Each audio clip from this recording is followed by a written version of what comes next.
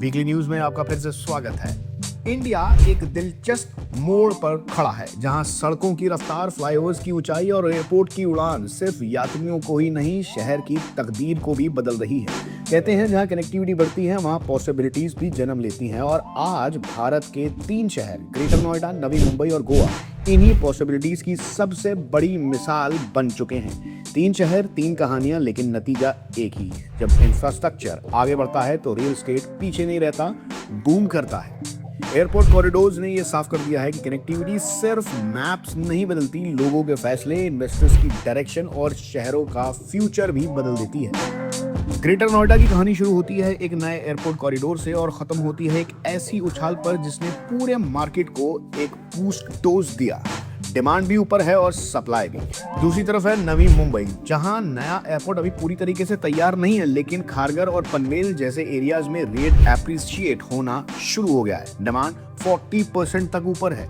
और फिर है गोवा, जहां लोग पहले छुट्टियां मनाने आते थे, अब इन्वेस्टमेंट करने आ रहे हैं। नए कॉरिडोर्स खुलने से लग्जरी होम्स ने छुट्टियां नहीं ली, उन्होंने रफ्तार पकड़ी, डिमांड बढ़ी और प्राइसेस 70% तक एप्रिशिएट हुए।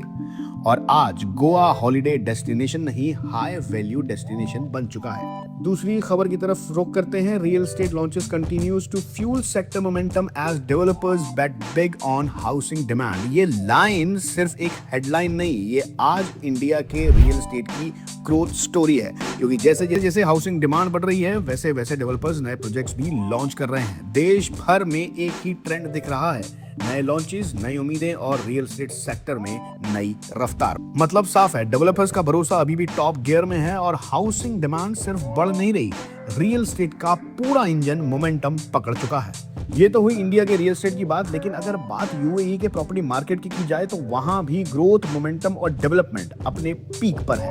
अबू धाबी इसका सबसे बड़ा एग्जांपल है। By the end of this year around 8000 new homes will be delivered and by 2026 nearly 12,800 new homes are set to be completed.